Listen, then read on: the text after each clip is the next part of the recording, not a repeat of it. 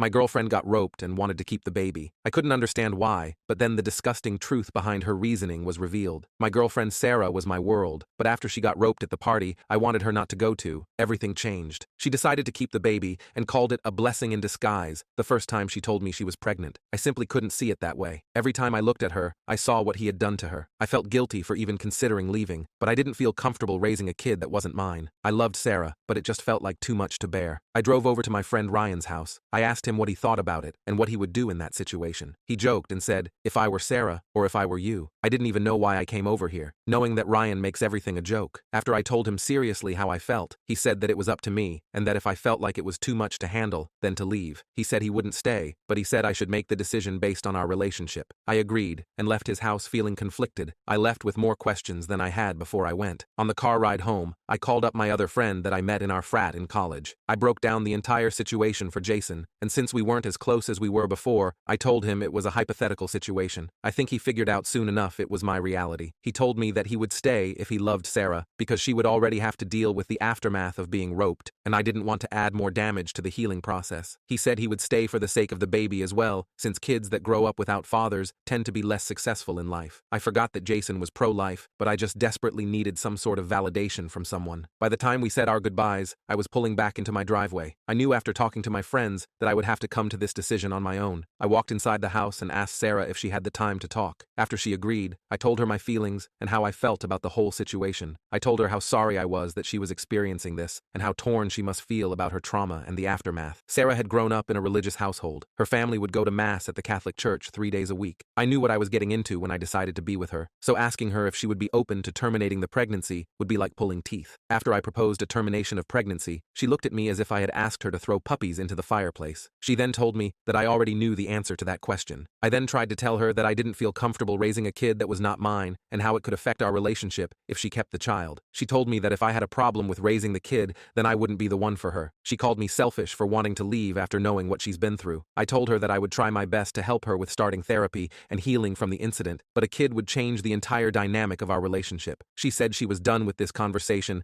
and stormed off into the bedroom. I sat there feeling defeated and not knowing where to go from there. I truly loved Sarah and wanted the best for her, but I was torn because I didn't want to stay somewhere where I knew I would be unhappy for the rest of my life. I didn't think I could handle the weight of the resentment. The weeks that followed were an emotional roller coaster. Me and Sarah would have amazing days. We would go on dates to our favorite spots, then come home and enjoy one another. Then after a while, Sarah would say something about the baby, or speak about how she's gonna miss times like this after the baby is born, and it would cause us to go through the same argument that we had the first night. I'd tell her that she wouldn't have to miss those times because we could just get rid of the baby. Then she'd tell me that I was being selfish again, and to just let her have this one thing, and it would always end the same way. Sarah was keeping the baby, and there was nothing I could do about it. After a few days, she would think that I had forgotten the argument, or think that I agreed to be with her since I didn't treat her differently, and things would go back to normal until again, she'd bring up something about the baby, and we'd have that same back and forth disagreement. I just couldn't understand why Sarah, who was 19 at the time, would want to keep this baby. Babies are crazy expensive. We were both in college at the time and had enough loans as it was. A baby would only put us in more debt. I understood the religious aspect of it, but she never seemed that interested in having any kids when we met. What changed? I went to bed that night, laid down in my dark bedroom, and began thinking. I needed to know what changed in Sarah and how we could move past it, or if we could. I decided the next day to go through Sarah's phone. I know it's not the best thing that I could have done, but talking to her about the baby only ended in arguments. I needed to know why she wanted to keep the baby so bad. I saw her text messages with her friend Bridget. There all I saw was a bunch of cat memes and the occasional girl talk about Bridget's dating life. They didn't speak much about the baby. Then I went through the rest of her most recents. They were mainly text messages from Victoria's Secret or Bath and Body Works with coupons. I felt hopeless until I stumbled across the conversation she had with her parents. I opened the group chat and see text messages from her mom the night after the incident. Her mom texted her that she wouldn't have got roped if she wasn't always showing her belly button piercing, and how she told her that she always wanted to go party with her friends, and look at where it got her. This text was as long as the phone screen. She went on to say that she shouldn't be wearing the makeup she does, and how she's always attracted attention from men since a young age, hence why the priest at their old church had to step down. She blamed her for looking too pretty, and that she tried to warn her about her promiscuous ways. Later in the text, she told her that she'd better keep it if she wanted to make it to heaven. She said that she did enough by acting like a Jezebel, and that the kid would help her slow down. She ended the hate-filled text by telling her that everything that happened to her, she deserved it. Sarah's reply wasn't there because I assumed she called her mom or talked to her in person. I checked her call log, and sure enough, 8 minutes after receiving the text message to the group chat with Sarah and her parents, Sarah had called her mom. At that moment, Sarah had walked into the kitchen where I was reading her phone. I swiped out of the messages and closed the app. Then I locked her phone and threw it down on the kitchen table with a quickness. Without being able to process what I read, I had to collect myself fast. I greet Sarah with a hug and a kiss. I could only imagine the heartache she had been through. I asked her how she was doing, trying to be as compassionate as possible. I still wanted to talk about the kid and her mom and the incident, but I knew I couldn't tell her what I knew without her, knowing that I went through her phone. She told me she was making it, but I knew from the bags under her eyes that she was going through it. I asked her if there was anything that I could do to help her, and she told me that breakfast would solve all the problems in the world right now. I chuckled and began reaching for the fridge. The next couple of weeks I tried my best to take care of her and to get her everything she needed. The realization that she didn't want the baby and her parents forcing her to have it anyway gnawed away at me. I hated that she didn't have anyone to advocate for her, but I also was torn in speaking on the matter because I didn't want to start an argument and stress her out more. Or if she found out that I went through her phone, I didn't want to lose the trust that we spent building together. One night, after running her bath and cooking her favorite meal for her, I decided that I would ask her to talk to me. I wanted to know the full truth. After dinner, she asked what did I do to deserve this treatment, and I told her for being the best girlfriend ever, and we laughed. I then cleared my throat and asked her if she could talk. I could easily see the expression on her face turn from contentedness to skepticism. She asked about what, and I told her everything. I told her how I went through her phone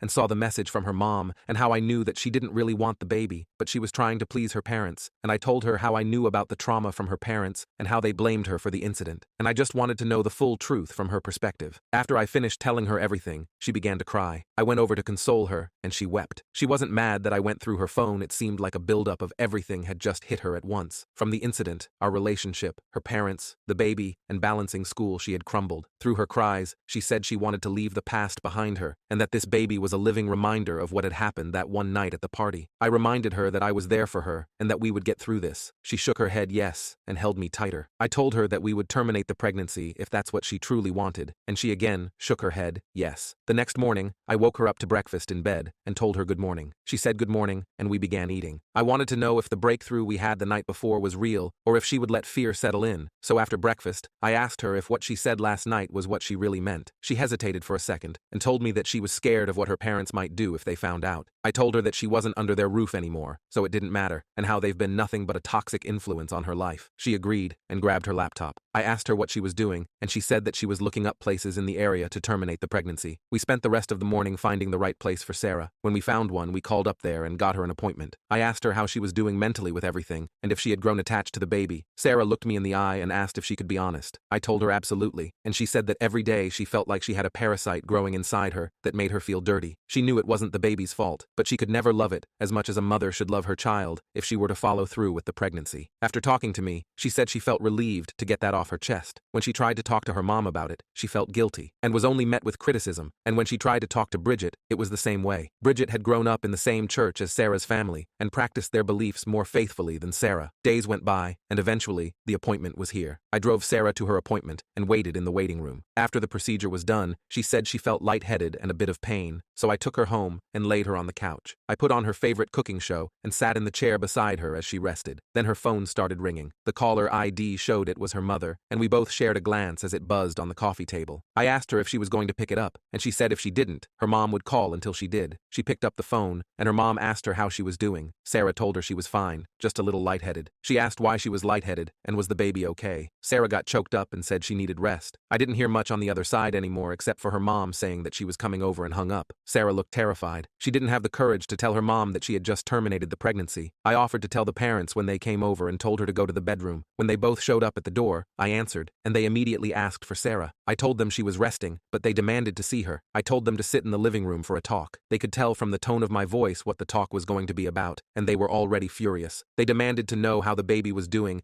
and wanted to see Sarah at that instant. Sarah came into the living room, and they saw the painkillers from the clinic on the kitchen counter. I stood between them as they tried to spew hatred at Sarah. They told Sarah that she was a disgrace to the family, and that none of this would have happened if she wasn't dressing like a whore. I told them to leave the house before I called the police, and that if they showed up there again, he would get a restraining order. I told them that the only way that they would be allowed in our lives again would be if they came crawling back, begging for forgiveness. They said they would never want anything to do with sinners like us, and Sarah's father guided him and his wife out of the house. A year later, we were sitting on the balcony of our apartment, enjoying the sun of a Saturday morning. I heard our doorbell ring, and Sarah looked at me in confusion, kitchen because we were not expecting any company today. I told her to stay there and went to open the door. To my surprise, it was her parents. They said they missed their little girl and that they wanted to make it right. Sarah had already forgiven them and said it would take years to fix their relationship, so they tried. They started spending more time together, and they would come over for dinner and even have us for dinner on weekend nights. We'd play board games and catch up, but the conversation would, without fail, turn sour by the end of the night. Her parents would say something that would trigger her, and it would end in an argument, and me and Sarah would have to leave. Sarah was going to therapy, but she wasn't completely healed from the years of trauma that her parents had put her through, and after multiple failed attempts at rekindling a relationship with her parents, she realized that the damage was done and there was no way to fix it. The months that followed their conversations were few and far between, and eventually, they lost contact. Me and Sarah's relationship was great and felt fulfilling on both of our ends, and we knew we only needed each other to get through life.